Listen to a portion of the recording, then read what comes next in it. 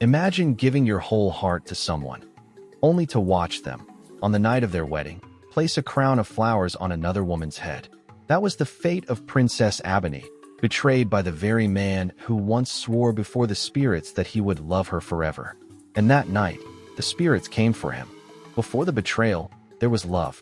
Princess Ebony, jewel of the kingdom of Oru, had many suitors, princes with gold, warriors with trophies of battle. But her heart belonged to Jero, a poor hunter whose wealth was his bow and his bravery. Every night, they met in secret beneath the ancient Irako tree. She whispered, "If I were not a princess, I would walk beside you always.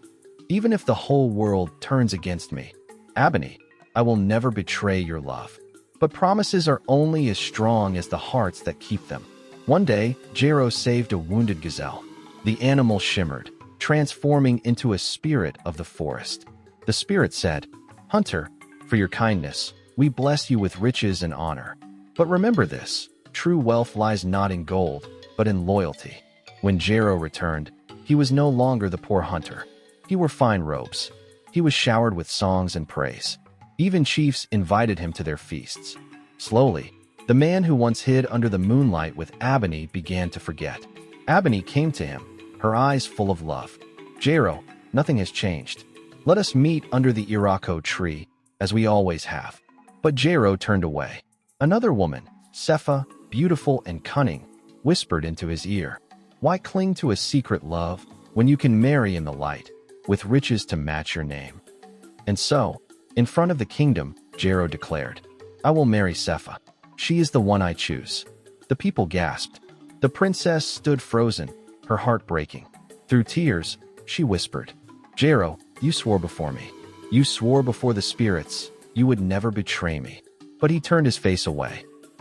On the night of Jero's wedding, as drums thundered and laughter filled the air, the winds changed. The gold he flaunted turned to dust. The feast rotted before the people's eyes. The music fell silent. Then, the spirits appeared, their voices shaking the ground.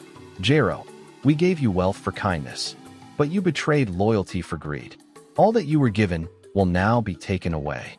In an instant, his fine clothes became rags. The woman he chose fled in terror. The people turned their backs on him. Desperate, Jero ran to the Irako tree, the place where love once lived. But Princess Ebony never came. She had locked her heart away, choosing instead to serve her people, never again to be broken by false promises.